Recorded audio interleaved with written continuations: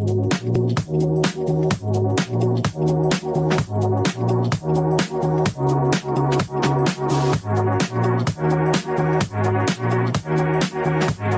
विद्यार्थी मित्रांनो, मी संकेत राजू कदम आपल्या सर्वांचं MST CET पेपर एक्सप्लेनेशन मध्ये हार्दिक स्वागत करतो। 5 मे 2025 या दिवशीच्या पेपरचं आपण एक्सप्लेनेशन घेत होतो। या ठिकाणी आतापर्यंत आपण पहिले जवळपास 22 प्रश्न या ठिकाणी घेतलेले आहेत। आता आपण समोर कंटिन्यू करूयात।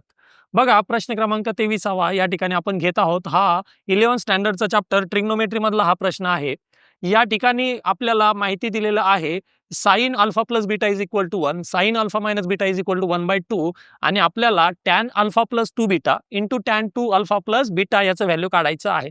भरपूर विद्यार्थी या ठिकाणी कन्फ्यूज होतात की मग असं याचं tan मध्ये कसं कन्वर्ट करणार। या ठिकाणी बघा, कन्फ्यूज होण्याचं काहीही कारण नाही। आपल्याला ज्या व्हॅल्यू दिलेल्या आहेत तर सरळ सरळ त्या ठिकाणी आपल्याला अल्फा आणि बीटाचे व्हॅल्यू मिळून जाऊ शकतात। बघा, sin अल्फा प्लस बीटा म्हणजेच 1 दिलेलं आहे। याचा अर्थ साइनचं व्हॅल्यू 1 केव्हा असतं आणि आपल्याला कंडिशन पण दिलेलं आहे alpha comma beta belongs to 0 to π/2 म्हणजे अल्फा आणि बीटा हा फर्स्ट क्वाड्रंट मध्ये आहे। या ठिकाणी जर मी म्हणणार sin alpha plus beta is equal to 1 तर या ठिकाणी लक्षात येतं की alpha plus beta is equal to π/2 असेल। म्हणजेच अल्फा प्लस बीटा आपल्याला मिळालं बघा या ठिकाणी π/2 दॅट इज 90 डिग्री। सेम त्याच पद्धतीने जर म्हटलं sin alpha minus beta is equal to 1/2 तर अल्फा मायनस बीटा हे कुणाचं व्हॅल्यू मिळेल तर sin 1/2 ही किंमत आहे 30 डिग्री साठी। म्हणजेच alpha minus beta is equal to मिळेल आपल्याला या ठिकाणी 30 degree. Alpha plus beta is equal to 90, alpha minus beta is equal to 30 म्हणजे हे आपल्याला लिनियर टाइपचं इक्वेशन मिळालेलं आहे। आपण alpha plus beta is equal to 90, alpha minus beta is equal to 30 याला जर सॉल्व करणार तर आपल्याला मिळेल alpha is equal to 60 degree आणि beta is equal to 30 degree. बघा, ज्या व्हॅल्यू मिळाल्यात तर ते आपण सरळ सरळ आपल्याला काय या ठिकाणी व्हॅल्यू काढायचं आहे tan 2 beta plus alpha tan 2 alpha plus beta याचं व्हॅल्यू काढायचं आहे। त्या ठिकाणी आपण सरळ सरळ ह्या व्हॅल्यू पुट करून देऊयात। अल्फाच्या जागी असेल 60 डिग्री जे की आपण या ठिकाणी कॅल्क्युलेट केलेलं आहे आणि बीटाच्या जागी असेल 30 डिग्री। म्हणजेच बघा, या ठिकाणी आपल्याला मिळेल tan 60 प्लस 2 इंटू 30, 2 इंटू 30 हे होईल 60 डिग्री, 60 प्लस 60 120 म्हणजे tan 120 into tan 150 degree. tan 120चं जर बघाल तर tan 120चं व्हॅल्यू असतं -√3 आणि tan 150चं असतं -1/√3। या ठिकाणी √3 कॅन्सल, मायनस मायनस प्लस म्हणजेच आपल्याला या ठिकाणी आन्सर मिळालेला आहे 1। Therefore option number A is the correct answer. The value of integration 0 to π हे या ठिकाणी लिमिट दिलेलं आहे आणि mod of sine cube x with respect to x. Definite integral या टॉपिकचा या ठिकाणी प्रश्न विचारलेला आहे। अत्यंत सोपा प्रश्न आहे। बघा, या ठिकाणी आपण करायचं काय आहे, दिलेलं काय आहे की integration of sine cube x आणि दिलेलं आहे मॉड मध्ये। तर आता लक्षात घ्या की आपण ज्या वेळेस कोणत्या पण व्हॅल्यूचा मॉड कॅल्क्युलेट करतो तर मॉडच्या बाहेर आल्यानंतर तो फंक्शन एकतर प्लस असतो किंवा मायनस असतो। मग हा साइन क्यूब हा जर मॉडच्या बाहेर आला तर तो काय असेल, पॉझिटिव्ह असेल की निगेटिव्ह असेल। तर लक्षात घ्या, लिमिट काय दिलेलं आहे, लिमिट दिलेलं आहे 0 to π साठी, लिमिट दिलेलं आहे 0 to π साठी। म्हणजेच काय, 0 पासून ते π रेडियन पर्यंत, 0 पासून ते π रेडियन म्हणजेच कुठपर्यंत तर फर्स्ट आणि सेकंड क्वाड्रंट। तर सांगा मला फर्स्ट आणि सेकंड क्वाड्रंट मध्ये साइन कसा आहे तर साइन त्या ठिकाणी पॉझिटिव्ह आहे। त्यामुळे याचा ज्या वेळेस आपण मॉड ओपन करू तर तो आपल्याला या ठिकाणी मिळेल पॉझिटिव्ह। म्हणजेच आपल्याला या ठिकाणी इंटिग्रेशन घ्यायचं आहे 0 to π sine cube x with respect to एक्सचा। आता या ठिकाणी एक गोष्ट लक्षात घ्या की साइन क्यूबला आपण साइन इंटू साइन स्क्वेअर असं जर लिहिणार, कारण डायरेक्ट साइन क्यूबचं इंटिग्रेशन घेण्यासाठी आपल्याकडे काही फॉर्म्युला नाही, कारण आपण इथे इंटिग्रेशन घेतो आहे तो डेरिव्हेटिव्ह मध्ये फॉर्म्युले आहेत त्या पद्धतीने। तर मग या ठिकाणी मी काय करू शकतो तर साइन इंटू साइन स्क्वेअर लिहिणार। साइन स्क्वेअर म्हणजेच काय, त्या ठिकाणी 1 minus cos square. Sine x ने जर मल्टिप्लाय करेल तर साइन एक्स इंटू 1 या ठिकाणी आपल्याला साइन एक्स मिळेल आणि साइन ने कॉस स्क्वेअरला मल्टिप्लाय केल्यानंतर साइन इंटू कॉस स्क्वेअर आपल्याला मिळेल। आता बघा, या ठिकाणी आपण साइन एक्सचा तर डायरेक्ट इंटिग्रेशन घेणार। साइन एक्सचं इंटिग्रेशन काय तर मायनस कॉस एक्स, पण समोर इंटिग्रेशन घेता येईल का तर या ठिकाणी लक्षात घ्या, याला आपण अशा पद्धतीने म्हणू शकतो कॉस स्क्वेअर एक्स इंटू त्याचा डेरिव्हेटिव्ह आहे। बघा, या ठिकाणी कॉसचा डेरिव्हेटिव्ह मायनस साइन एक्स म्हणजेच आपण काय म्हणू शकतो की फंक्शन त्याचा डेरिव्हेटिव्ह जर त्याला मल्टिप्लाय मध्ये असेल तर आपण त्याचं इंटिग्रेशन काय घेतो, फंक्शनचा पॉवर 1 ने इन्क्रीज करतो आणि त्यानेच त्याला डिवाइड करतो। म्हणजेच या ठिकाणी बघा, आपला इंटिग्रेशन असेल कॉसचा क्यूब डिवाइड बाय 3 आणि मायनस कॉस एक्स कुणाचा तर तो साइनचा। आता या ठिकाणी आपल्याला जो काही इंटिग्रेशन मिळालेला आहे त्या ठिकाणी लिमिट पुट करा। एक वेळेस अप्पर लिमिट पुट करा आणि नंतर अप्पर लिमिट मधून लोअर लिमिट मायनस करा। म्हणजे या ठिकाणी मिळालं बघा आपल्याला मायनस कॉस पाय, नंतर आपल्याला करायचं आहे मायनस, तर मायनस आणि हा वाला मायनस मायनस मायनस या ठिकाणी प्लस होईल. नंतर 1/3 कॉन्स्टंट आहे, बाहेर घेतला cos cube pi minus cos cube 0. आता कॉस 0 म्हणजेच पॉझिटिव्ह 1 आणि कॉस पाय म्हणजेच निगेटिव्ह 1. तर आपल्याला मिळालं या ठिकाणी I is equal to minus minus 1 plus 1 1/3 as it is minus 1चा क्यूब मायनस 1. या ठिकाणी बघा कॅल्क्युलेशन कराल तर मायनस मायनस प्लस झाला 1 प्लस 1 2 समोर 1/3 मायनस 1चा क्यूब मायनस 1 आणि मायनस 1 ॲज इट इज तो झाला मायनस 2. या ठिकाणी 2 प्लस 1/3 इंटू मायनस 2 जर कराल तर आपल्याला मिळालेला आहे 4/3. Therefore option number C is the correct answer. ज्या विद्यार्थ्यांना लक्षात आलं नसेल की या ठिकाणी नेमकं कोणता फॉर्म्युला वापरला तर बघा cos square into minus sine याचा अर्थ कॉसला आपण फंक्शन म्हटलेलो आहे आणि साईन त्याचा डेरिव्हेटिव्ह म्हटलेलो आहे. म्हणजेच कसं जर एफ ऑफ एक्स मल्टिप्लाय त्याचा डेरिव्हेटिव्ह असेल एफ ऑफ एक्स मल्टिप्लाय त्याचा डेरिव्हेटिव्ह असेल विथ रिस्पेक्ट टू एक्स तर या ठिकाणी आपण सरळ सरळ फॉर्म्युला वापरायचा. बघा फंक्शनचा पॉवर 1 आहे तर फंक्शनचा पॉवर 1 ने इन्क्रीज करायचा आणि त्यानेच त्याला डिवाइड करायचं. तेच आपण या ठिकाणी केलेलं आहे. बघा कॉस एक्स होता आणि त्याचा डेरिव्हेटिव्ह त्याला मल्टिप्लाय मध्ये होता मायनस साईन. मग आपण काय केलं तर कॉसचा पॉवर 1 ने इन्क्रीज केला आणि त्याच पॉवरने त्याला डिवाइड केलं. Okay. The population P of the city at time t is given by dp by dt is equal to p by 2 minus 100. If initial population is 100 then p is equal to p ची value काढायची आहे. Differential equation या chapter मधला अत्यंत सोपा प्रश्न आहे. या ठिकाणी आपल्याला बघा दिलेलं काय आहे dp by dt is equal to p by 2 minus 100. तर पहिली गोष्ट आपण काय करत असतो एका बाजूला जे जे p च्या रिलेटेड फंक्शन आहेत ते एका बाजूला आणत असतो, जे t च्या रिलेटेड फंक्शन आहे ते दुसऱ्या बाजूला नेत असतो. तर हा dt या ठिकाणी डिवाइड मध्ये आहे, पलीकडे जाऊन तो मल्टिप्लाय बनेल आणि हा पूर्ण फंक्शन आपण या ठिकाणी डीपी ला डिवाइड मध्ये पाठवू. म्हणजे बघा या ठिकाणी आपल्याला अशा पद्धतीने मिळेल dp by p by 2 minus 100 equals to dt. आता समोरचं स्टेप या ठिकाणी आपण काय करत असतो तर हे डीपी आणि dt हटवण्यासाठी आपण इंटिग्रेशन घेत असतो बोथ साईडला. म्हणजे इंटिग्रेटिंग ऑन बोथ साईड जर करणार तर या पद्धतीने आपल्याला मिळालेलं आहे. बघा फक्त इंटिग्रेशनचं साइन या ठिकाणी आपण लावलेलं आहे. आता या ठिकाणी बघा डीपी अपॉन फंक्शन आहे. डीपी म्हणजेच काय तर कोणता फॉर्म्युला या ठिकाणी 1/x with respect to x तो फॉर्म्युला जर या ठिकाणी वापरसाल तर या ठिकाणी असेल बघा log of p by 2 minus 100. Okay. आणि त्यानंतर हा p बाय 2 याचा जो काही डेरिव्हेटिव्ह असेल 1/2 त्याने त्याला डिवाइड करायचं इज इक्वल टू t आपल्याला मिळालेलं आहे. आता बघा हा 1/2 या ठिकाणी डिवाइड मध्ये आहे, पलीकडे जाऊन मल्टिप्लाय करेल. पलीकडे जाऊन मल्टिप्लाय करेल म्हणजेच 1/2 त्याला पण त्या ठिकाणी मल्टिप्लाय असेल 1/2 म्हणजेच आपल्याला log of p by 2 minus 100 is equal to मिळालं बघा t प्लस c बाय 2. आता फंक्शन लॉगॅरिथम मध्ये आलं आपण त्याचं एक्सपोनेन्शियल मध्ये कन्वर्ट करू शकतो.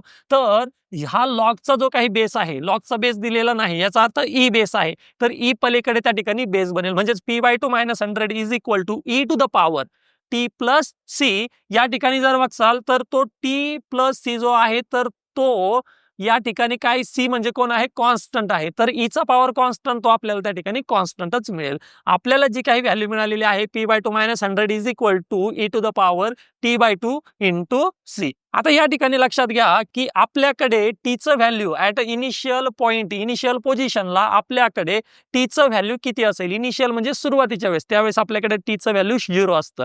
टीचं व्हॅल्यू 0 असताना पॉप्युलेशन आपल्याला दिलेलं होतं 100. देअरफॉर आपण या ठिकाणी सबस्टिट्यूट करूयात t is equal to 0 p is equal to 100. आता बघा p इज इक्वल टू जर मी या ठिकाणी 100 पुट करणार तर मला मिळालं 100 by 2 minus 100 is equal to e to the power 0 by 2 म्हणजे e to the power 0 into C.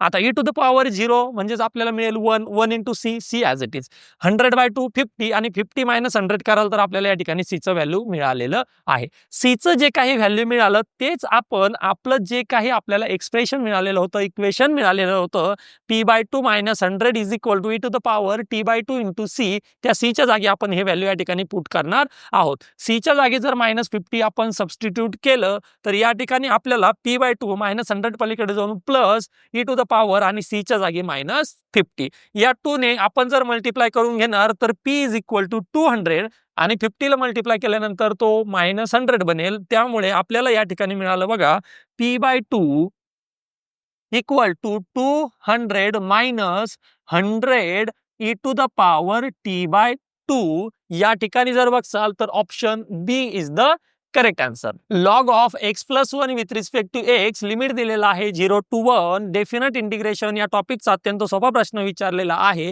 बघा या ठिकाणी आपल्याला जे काही इंटिग्रेशन कॅल्क्युलेट करायचं आहे, आपण लॉगचा इंटिग्रेशन डायरेक्ट काही घेऊ शकत नाही. लॉगचा इंटिग्रेशन घेण्यासाठी आपल्याला लॉगचा काही फॉर्म्युला नसतो. त्यामुळे आपण काय करत असतो तर त्या ठिकाणी u इंटू v हा रूल आपल्याला या ठिकाणी वापरायचा आहे. बघा या ठिकाणी u इंटू v वापरण्यासाठी याला कोणीतरी मल्टिप्लिकेशन मध्ये पाहिजे. मग याला मल्टिप्लिकेशन मध्ये कोण आहे तर कोणीच नाही, याचा अर्थ 1 ने आपण मल्टिप्लाय करणार. मग आपल्यासाठी u बनेल लॉग आणि v बनेल 1. मग 1 ने जर या ठिकाणी याला आपण मल्टिप्लाय केलं तर बघा आपल्याकडे इंटिग्रेशनचा काय फॉर्म्युला असतो, integration of u into v is equal to u as it is integration of v minus integration of derivative of u into integration of v. तो फॉर्म्युला जर या ठिकाणी आपण वापरणार तर बघा log X plus 1 as it is, नंतर याला जो मल्टिप्लाय आहे त्याचा इंटिग्रेशन मायनस लॉगचा डेरिव्हेटिव्ह इंटू याला जो मल्टिप्लाय मध्ये आहे त्याचा या ठिकाणी इंटिग्रेशन. आता बघा या ठिकाणी आपलं ज्याच्या नंतरचं जे काही इक्वेशन येईल ते ॲज इट इज, फक्त चेंज होणार आहे 1 च्या जागी. 1 च्या जागी असेल या ठिकाणी इंटिग्रेशन घेतो आहे म्हणून त्या ठिकाणी येईल x. लॉगचा डेरिव्हेटिव्ह घेतो आहे म्हणजे 1 अपॉन एक्स जे काही फंक्शन असतं तर या ठिकाणी 1 अपॉन एक्स प्लस 1 आणि या ठिकाणी 1चं इंटिग्रेशन असेल x. आता आपल्याला जे काही इक्वेशन मिळालेलं आहे आपण डायरेक्ट आता लिमिट सध्या काही पुट करणार नाही. बघा हे जे आपल्याला मिळालेलं आहे तर x अपॉन एक्स प्लस 1 आहे. मग काय करूया, त्या ठिकाणी जर x ला वरती 1 ने प्लस आणि मायनस जर केलं तर आपल्याला काय मिळेल 1 अपॉन एक्स प्लस 1. ओके, तो एक्स प्लस 1 या ठिकाणी कॅन्सल होईल म्हणजेच 1 मायनस 1 अपॉन एक्स प्लस 1 आपल्याला मिळालेला आहे. आता बघा फंक्शन ॲज इट इज, नंतर इंटिग्रेशन आहे 1 मायनस फंक्शनचं, 1चं इंटिग्रेशन असेल x आणि 1 अपॉन एक्स प्लस 1चं असेल लॉग ऑफ. ओके, चला आता आपल्याला ज्या काही व्हॅल्यू मिळालेल्या आहेत आपण आता या ठिकाणी अप्पर लिमिट आणि लोअर लिमिट पुट करूयात. एकदा काय करणार तर एकदा सगळ्या इक्वेशन मध्ये 1 1 1 1 पुट करणार एक्सच्या जागी, नंतर त्याच्यातून मायनस करणार 0 सबस्टिट्यूट करून. म्हणजेच आपल्याला मिळालं बघा log of 1 plus 1 into 1 minus log of 0 plus 1 into 0. 0 ने मल्टिप्लाय केलं हा 0 होईल किंवा लॉग ऑफ 1 तो पण 0 असतो म्हणजे हा झाला आपला 0. नंतर मायनस ॲज इट इज. आता बघा समोर हा मायनस तर आहे, हे फंक्शन नंतर लोअर लिमिट पुट करून आपल्याला मायनस करायचं आहे. मग ह्या मायनसमुळे तो मायनस मायनस या ठिकाणी झाला प्लस. ओके, बघा समोर आपल्याला मिळालं log of 2 minus 0 as it is minus हा 1 log of 1 plus 1 is equal to log of 2, 0 as it is log of 1 मिळाला. हा लॉग 1 0, हा लॉग 1 कॅन्सल झाला म्हणजे 0 झाला. त्या ठिकाणी आपल्याला खाली मिळालं I is equal to log 2 minus 1 plus log 2. Log 2 plus log 2 is equal to 2 log of 2 आणि मायनस 1 त्या ठिकाणी as it is. Therefore option number D is the correct answer. प्रश्न वाचा, या ठिकाणी ए इज इक्वल टू एक matrix दिलेला आहे आणि आपल्याला त्या ठिकाणी त्याच्या डिटर्मिनंटचा इंटिग्रेशन घ्यायचा आहे. आता जर या ठिकाणी लक्षात घ्याल तर A B C diagonal element दिलेले आहेत. वरच्या साईडला 0 0 0, खालच्या साईडला 0 0 0, म्हणजेच या ठिकाणी हा जो काही मॅट्रिक्स तयार होतो आहे तर या मॅट्रिक्सचा आपल्याला डिटर्मिनंट कॅल्क्युलेट करायचा आहे. बघा याचा डिटर्मिनंट जर कॅल्क्युलेट करायचा तर एकदम साधी सोपी गोष्ट आहे. काय करायचं, ज्या वेळेस वरती 0 खाली 0 म्हणजेच ट्रायंग्युलर मॅट्रिक्स ज्यावेळेस तयार होत असेल तर त्याला सरळ सरळ determinant of A is equal to घ्यायचं त्याच्या डायगोनल एलिमेंट्सचा मल्टिप्लिकेशन. म्हणजेच या ठिकाणी डिटर्मिनंट ऑफ ए काय असेल तर तो ए इंटू बी इंटू सी. आता बघा एचं व्हॅल्यू दिलेलं आहे 7चा पॉवर एक्स, बीचं व्हॅल्यू दिलं 7चा पॉवर एक्स, सीचं व्हॅल्यू दिला 7चा पॉवर एक्स. म्हणजे या ठिकाणी आपलं डिटर्मिनंट ऑफ ए आलेला आहे 7 to the power X into 7 to the power X into 7 to the power X. Determinant मिळालेला आहे. आता याचं इंटिग्रेशन घ्यायचं म्हणजेच जर या ठिकाणी मी 7चा पॉवर 7 त्याचा पॉवर 7 त्याचा पॉवर एक्स याला जर आपण समजा कन्सिडर केलं वाय इज इक्वल टू, तर याचा घ्यावा लागेल आपल्याला डेरिव्हेटिव्ह. बघा वायचा derivative with respect to X म्हणजे dy बाय dx मिळेल आणि 7 टू द पॉवर एक्स याचा या ठिकाणी जर डेरिव्हेटिव्ह कॅल्क्युलेट कराल तर तो आपल्याला मिळेल बघा 7चा पॉवर एक्स इंटू 7चा पॉवर 7 त्याचा पॉवर एक्स इंटू 7चा पॉवर 7 त्याचा पॉवर 7 त्याचा power X into log of 7 ब्रॅकेटचा क्यूब. dx डिवाइड मध्ये आहे, पलीकडे जर मल्टिप्लाय मध्ये पाठवसाल आणि log 7 ब्रॅकेट क्यूब जर इकडे डिवाइड मध्ये येईल तर आपल्याला मिळेल dy by log 7 bracket cube is equal to 7 to the power x into 7 to the power 7 to the power x into 7 to the power 7 to the power 7 to the power x into dx या ठिकाणी आपल्याला मिळेल. बघा आपल्याला या ठिकाणी calculate करायचं आहे integration of determinant of a. म्हणजेच मी जर समजा या ठिकाणी घेणार integration of determinant of a with respect to x, या ठिकाणी आपल्याला डिटर्मिनंट ऑफ ए चं जे व्हॅल्यू मिळालेलं होतं ते आपण डिटर्मिनंट ऑफ ए च्या जागी त्या ठिकाणी ऍज इट इज पुट करून देऊयात. बघा आपल्याला या ठिकाणी हे जे काही dx इंटू फंक्शन जे आलेलं आहे त्याचं व्हॅल्यू मिळालेलं आहे dy बाय log 7 ब्रॅकेटचा क्यूब. आपण ऍज इट इज त्या ठिकाणी पुट करूयात.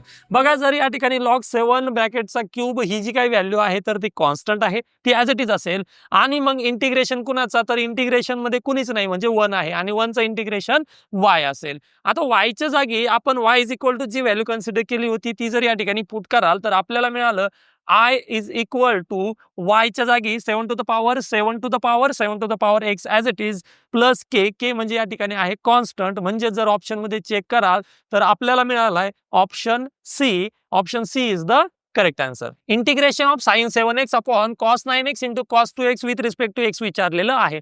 बघा हा प्रश्न या ठिकाणी ट्रिग्नोमेट्री आणि इनडेफिनेट इंटिग्रेशन यांचं कंबाईन करून या ठिकाणी विचारलेला आहे. या ठिकाणी जर बघाल तर इंटिग्रेशन आपल्याला कॅल्क्युलेट करायचं आहे sin 7 upon cos 9 into cos 2x. या ठिकाणी लक्षात घ्या की साइन काहीतरी अँगल, कॉस वेगळाच अँगल असा असेल तर आपण काही फॉर्म्युला वापरू शकत नाही. मग जर थोडं व्यवस्थित बघाल तर 9x 2x अशा पद्धतीने जे दिलेलं आहे तर याचा संबंध वरच्या 7x सोबत बनू शकतो का, तर यस बिलकुल बनतो. 7x ला जर मी त्या ठिकाणी 9x मायनस 2x जर लिहिलं तर बघा ऍडजस्टमेंट काय केली, 7 च्या जागी 9 मायनस 2 घेतलेलं आहे. आता या ठिकाणी आपल्याला काय मिळालंय तर sin a minus B. sin a minus B साठी काय फॉर्म्युला आहे तो या ठिकाणी आपण वापरू शकतो. sin a minus B is equal to sin a into cos B minus cos A into sine B. म्हणजेच 9x हा आहे ए आणि 2x आहे हा बी. आता बघा हा जो cos 9 इंटू cos 2 आहे तो या ठिकाणी दोघांना पण डिवाइड मध्ये असेल म्हणून आपण डायरेक्ट या ठिकाणी सेपरेट करून घेतला. आता जर cos 2 जर कॅन्सल झाला तर sin 9 अपॉन cos 9 आपल्याला मिळाला tan 9x. या ठिकाणचा cos 9 कॅन्सल झाला तर आपल्याला मिळाला tan 2x. या ठिकाणी tan 9x minus tan 2x आहे आणि इंटिग्रेशन आहे. आपण काय करूया डायरेक्ट सेपरेट करून इंटिग्रेशन घेऊ शकतो. tan 9x चा या ठिकाणी इंटिग्रेशन असेल log of sec of 9x. Okay, आता या ठिकाणी इंटिग्रेशन तर आला, मात्र हा 9x या ठिकाणी कंपोजिट फंक्शन आहे म्हणून आपण या ठिकाणी जो tan साठी अँगल लागलेला आहे त्याचा डेरिव्हेटिव्ह घेऊन त्याने याला डिवाइड करत असतो. म्हणजेच आपल्याला या ठिकाणी मिळालंय बघा tan चा integration log of sec 9x नंतर 9x चा डेरिव्हेटिव्ह त्याला डिवाइड मायनस tan 2x चा log of sec 2x divide by 2. या ठिकाणी आपल्याला ऑप्शन दिलेला आहे 1/9 साइडला घेतला. ओके, म्हणजे त्याला मल्टिप्लिकेशन मध्ये log ऑफ sec मायनस याचा 1/2 साइडला घेतला आणि log of sec as it is. जर ऑप्शन मध्ये चेक करसाल तर option number C is the correct answer. The solution of the equation dy by dx is equal to 1 upon x plus y plus 1 विचारलेलं आहे. या ठिकाणी differential equation या टॉपिकचा हा प्रश्न आहे. बघा ज्यावेळेस अशा प्रकारचा प्रश्न येतो आपण सरळ या ठिकाणी x प्लस वाय प्लस 1 ला काहीतरी वेगळी टर्म या ठिकाणी सबस्टिट्यूट करत असतो. म्हणजे या ठिकाणी आपण x प्लस वाय प्लस 1 ला सपोज u जर पुट केलं तर आपल्याला मिळेल x plus Y plus 1 is equal to u. समोरची स्टेप आपण काय करतो तर या ठिकाणी दोन्ही साईडला डेरिव्हेटिव्ह घेतो. डेरिव्हेटिव्ह कुणाला विथ रिस्पेक्ट टू x ला घेऊ शकता, y ला घेऊ शकता. या ठिकाणी विथ रिस्पेक्ट टू x दिला त्यामुळे आपण x लाच घेऊयात. ओके, जर मी derivative with respect to x घेणार तर x चा डेरिव्हेटिव्ह काय असेल, या ठिकाणी x चा डेरिव्हेटिव्ह असेल 1, y चा derivative dy by dx plus 1 चा 0 इक्वल टू u चा डेरिव्हेटिव्ह असेल du बाय dx. आता आपल्याला dy बाय dx चं व्हॅल्यू काढायचं आहे त्यामुळे हा 1 जर पलीकडे गेला तर आपल्याला मिळालं dy by dx is equal to du by dx plus 1 पलीकडे जाऊन मायनस 1.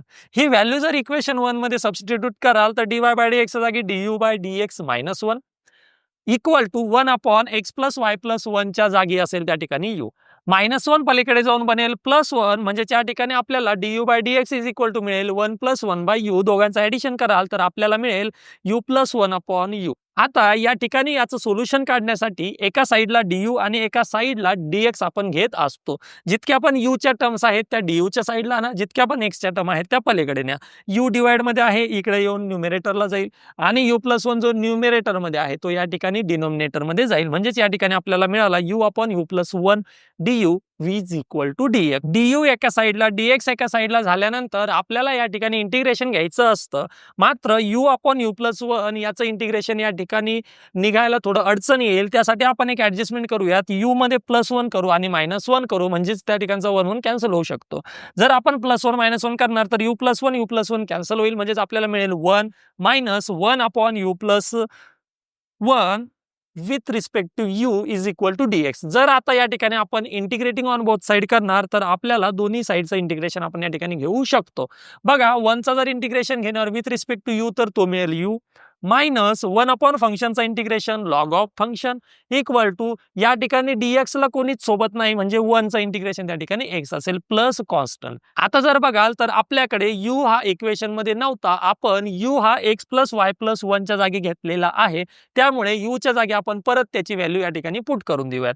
u च्या जागी असेल x + y + 1, u च्या जागी x + y + 1 equal to x + 7 as it is. आता या ठिकाणी जर बघाल तर x हा पॉझिटिव्ह आहे, पलीकडे जाऊन निगेटिव्ह बनेल, म्हणजे x कॅन्सल होईल. या ठिकाणी फक्त y असेल, 1 सुद्धा पलीकडे जाईल आणि मायनस लॉग पलीकडे जाऊन त्या ठिकाणी प्लस बनेल. आता बघा x कटला, c1 - c, c1 कॉन्स्टंट आहे, 1 सुद्धा कॉन्स्टंट आहे, म्हणजेच आपल्याला c1 - 1 हा परत कॉन्स्टंट मिळेल. तर या ठिकाणी मिळाला आपल्याला y is equal to log of x + y + 1 + 1 2 plus c1 - 1 याच्या जागी आपल्याला कॉन्स्टंट मिळेल. म्हणजे जर ऑप्शन मध्ये चेक करा तर option number C is the correct answer.